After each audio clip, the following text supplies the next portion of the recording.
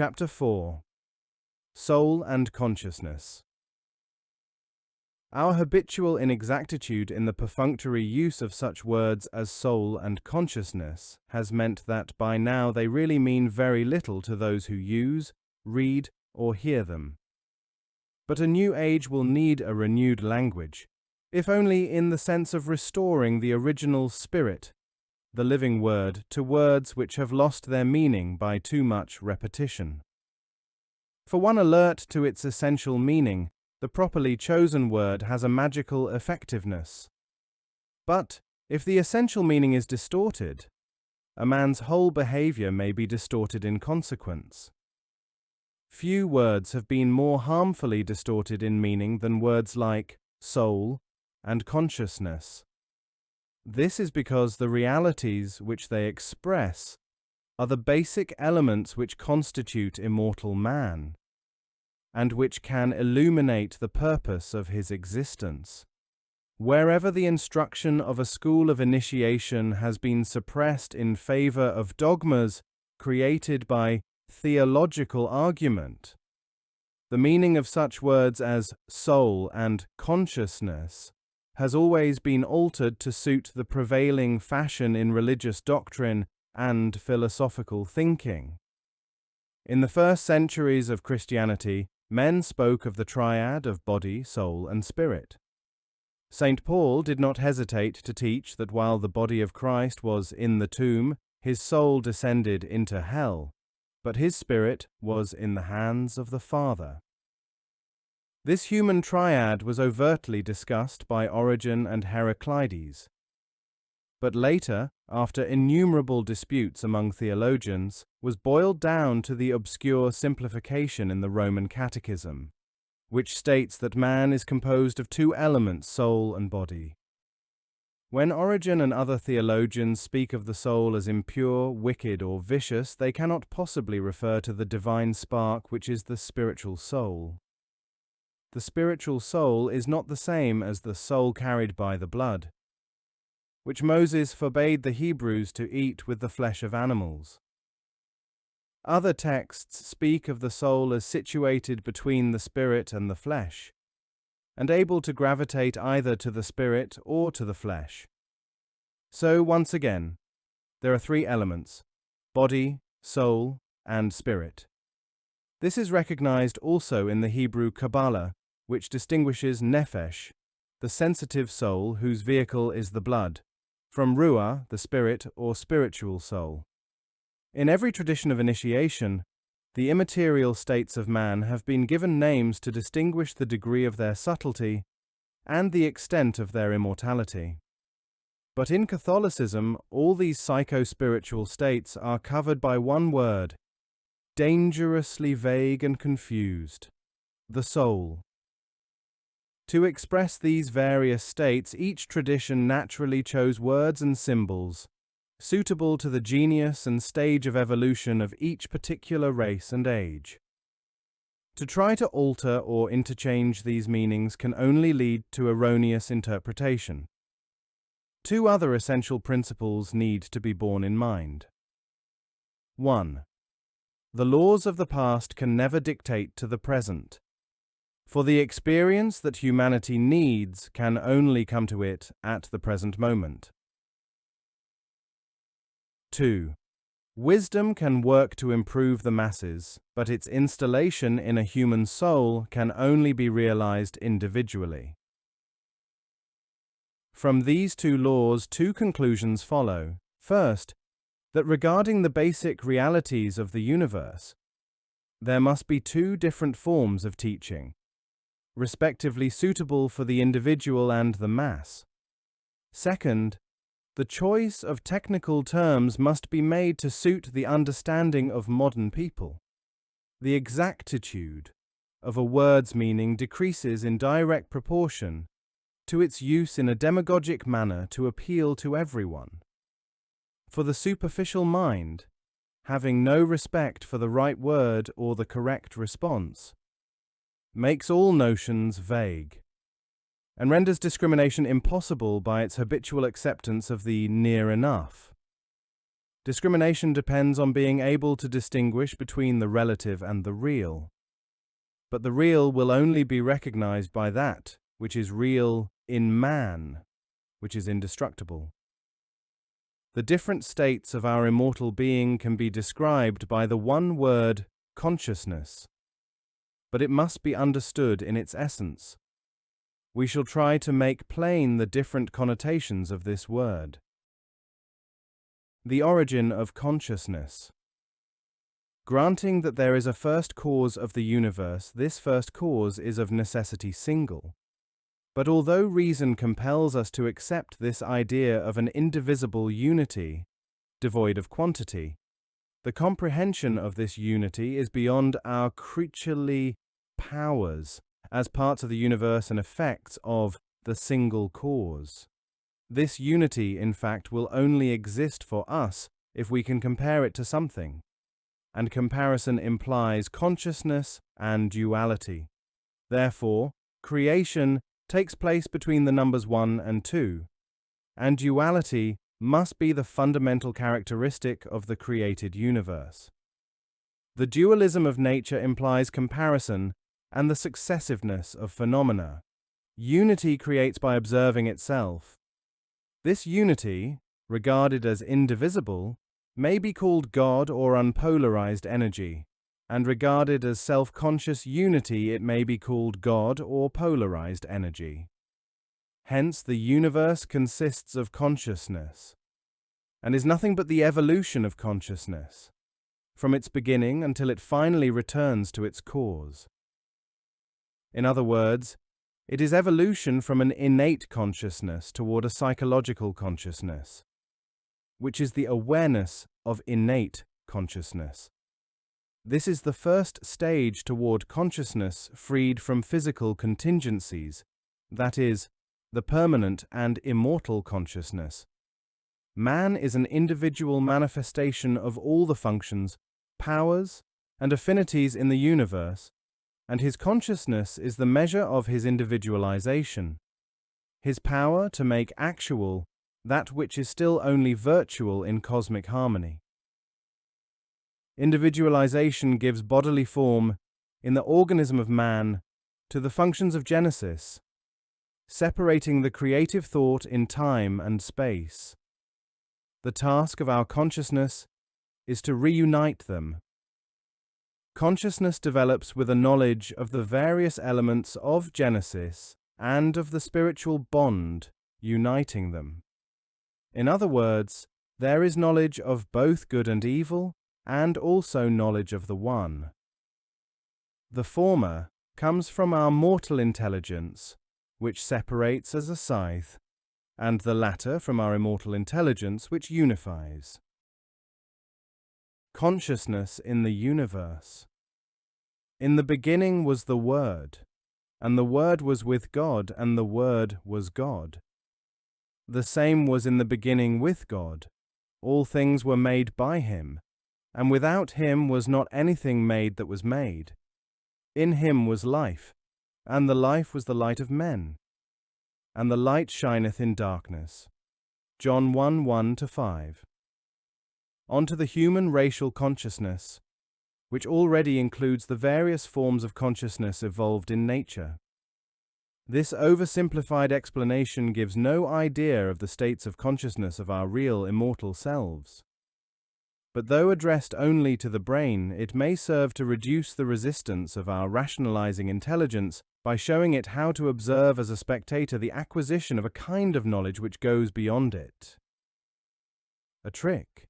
Yes, no doubt. But a trick which can impose an armistice on the combativeness of our reason, so that in the ensuing silence we may hear the call of our own anxiety and seek the means to awaken our real consciousness. The human triad. Man has 3 levels of consciousness: the automaton, permanent witness, the spiritual witness. The automaton is the mortal being, physical, emotional, and mental. When the mental faculties become developed, the innate or instinctive consciousness is usually put to sleep and ceases to be perceptible by its owner. In that case, he is controlled by the working of his organic functions and by the nervous, emotional, and cerebral reactions which their appetites provoke. The creature is an automaton because it is controlled by the mutual reactions of its parts and by the exterior influences which act upon it at every moment of its existence. Influences such as country, family, relatives, education, laws, customs, and many others. Normally, when a man has not undergone a methodical training with a view to becoming aware of his states of consciousness, they develop or atrophy unnoticed, except of course his brain. Consciousness, which never allows itself to be forgotten. Thus he is controlled by his physical, mental, and emotional reactions, over which he has no check other than the explanations offered him by the five senses and the brain. There are, however, two witnesses to the existence of this intelligent automaton, and these are the two non-mortal states of consciousness.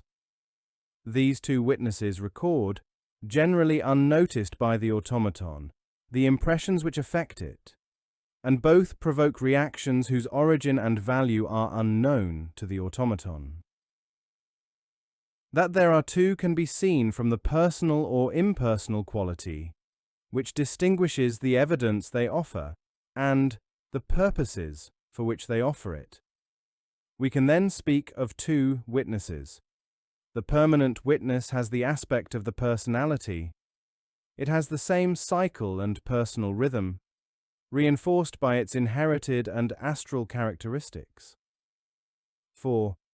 The conditions of its incarnation have been determined by affinity of rhythm and by the karmic necessities of its evolution. This witness is the Osirian element in man, and must undergo renewal through the cycles of becoming. As such, it desires the continuation of personal experience. The spiritual witness has the spiritual aspect of the incarnate being, his spiritual name, his highest form of consciousness. It represents his divine soul, or in Egyptian terms his divine Ka, throughout the course of his incarnations.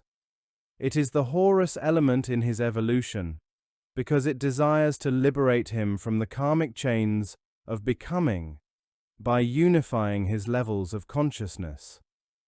These two immortal witnesses correspond to the two angels which Christian tradition gives a man to advise him, the good or guardian angel and the bad angel. The bad angel is the permanent witness, the permanent awareness of I, which witnesses a man's reactions to the experiences of life and how he resists the control of his higher consciousness. Its physical center in the human body is the liver, and its listening post is in the brain. The second is the spiritual witness, which is impartial because totally independent of the personality. The personality is only its vehicle of incarnation, and the object of the necessary transmutation to accomplish the task of the Christian and Horian redemption. For this redemption is attained by uniting the divine with the human. Its physical reaction center is the spleen, and its listening post is the occult center called the spiritual heart. These two immortal levels of consciousness give man his advantage over the animals, and distinguish the quality of different individuals according to how one or the other predominates, and according to the relations of both with the automaton. In most human beings, unfortunately, the automaton is the active agent, and does not even notice the existence of a continuous guiding thread. This guiding thread is the permanent witness of the immortal self. This witness records, with or without the cooperation of the automaton, and in a subtler medium than brain consciousness, the results of the experiences of life. So while the automaton is undergoing the impressions which it thinks it has created, This guiding thread pursues its intention of perfecting the type of man that it represents, by developing all the possibilities of its real self. The automaton has the illusion of directing its own existence, because it has cultivated awareness of the faculties of its brain, several of which were already developed in the higher animals. This cerebral consciousness, by the comparison and association of ideas, leads it to believe that it can judge, decide, and choose. Thus, the mortal automaton and the immortal self pursue their several aims beside one another, but with this difference that the automaton is ignorant of the presence of the self, and sometimes serves it, but more often obstructs it by inertia. In this condition, man abdicates his right to be lord of nature and the animals, for study and reason will never reveal to him the secret of life or grant him access to the supernatural realms. That an animal should be subject to the tendencies of its species, and all their effects, is natural. It fulfills its destiny by simply following its instinctual consciousness. For the group consciousness of its kind is the only thread of continuity that passes from one individual to another in the genes. There is no higher form of consciousness that might wish to improve the quality of the individual. It may have the qualities or properties of its kind accentuated more or less according to the potentialities of the genes from which it grew, but it will not be able to add any other properties to its own genetic elements. Anything which it acquires by training outside its specific qualities will be artificial and will not be passed on to its descendants. On the contrary, life in a state of nature, and the difficulties which it will have to encounter in that state, will only serve to develop the instinctive qualities of its species. In this direction, the human automaton is handicapped by its artificial education and by the mental resistance that distracts its attention from its instinctual consciousness. And so the latter atrophies for lack of use. If, however, the automaton allows itself to be guided by its permanent witness, his state becomes superior to that of an animal, provided that its cerebral faculties act only as a mirror and a transcriber of experience and do not interfere by putting forward rationalizing interpretations.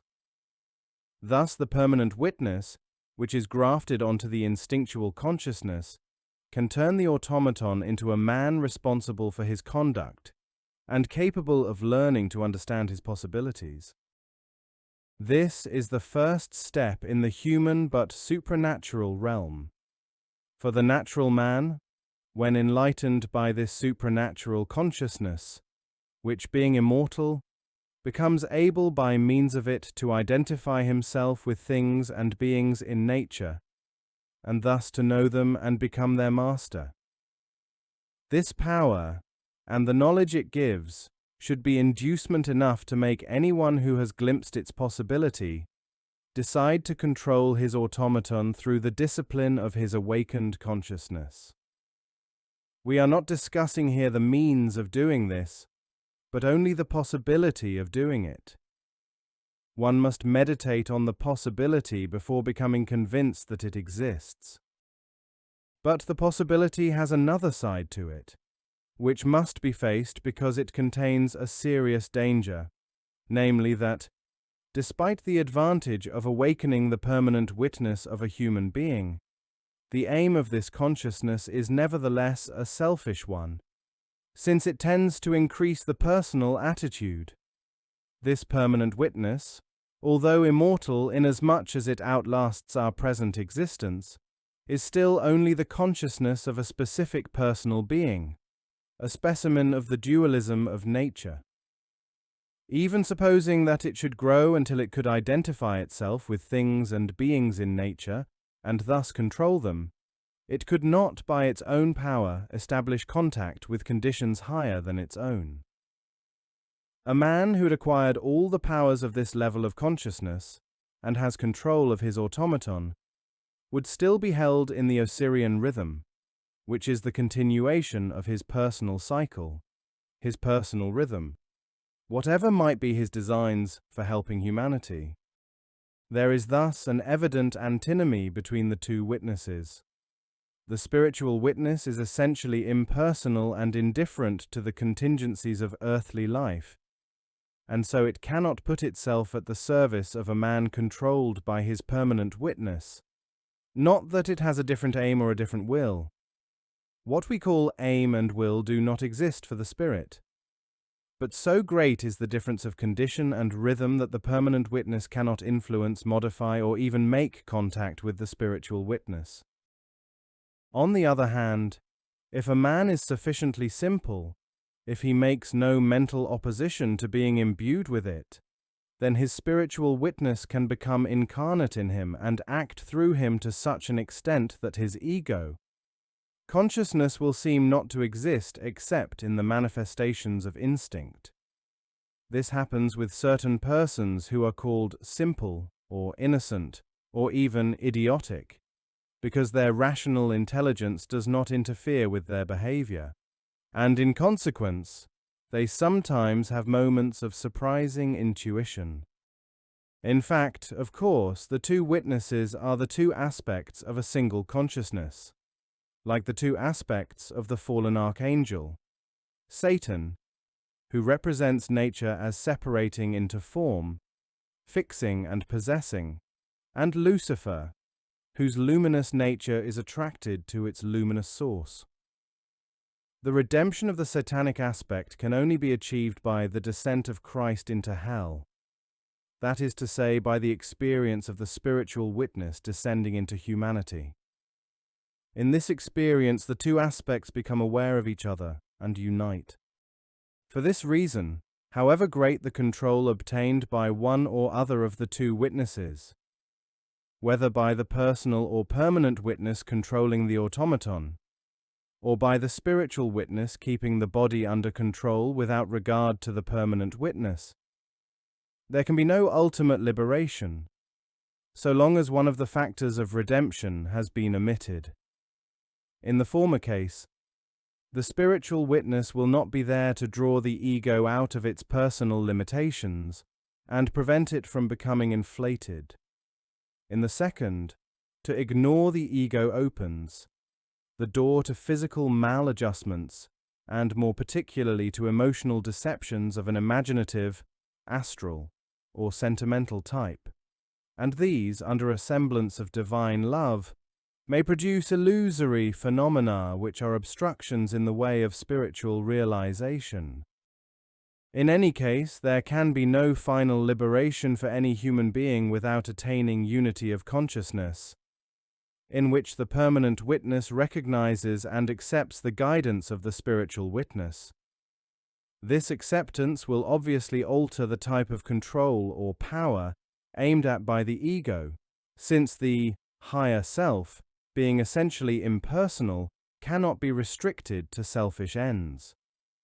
The procedure for full realization must be as follows. First, control of the automaton by the permanent witness. This will eventually produce a human being aware of the source of his impulses, conscious of his instincts and their organs, and able to see their correspondences in nature. It is a prerequisite of success that the rational mind shall strictly limit itself to noting the results without interpreting them. The second step is the enlargement of the permanent witness into the consciousness of the true self, and for this the collaboration of the two is essential. The spiritual witness is there all the time. This, in fact, is what it has been waiting for.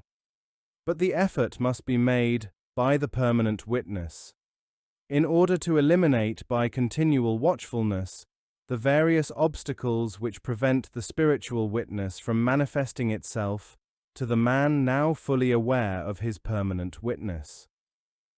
The obstacles to be eliminated are selfish aims and obstinate persistence in personal points of view. If these can be removed, man becomes free to look inward and observe realities of a universal order.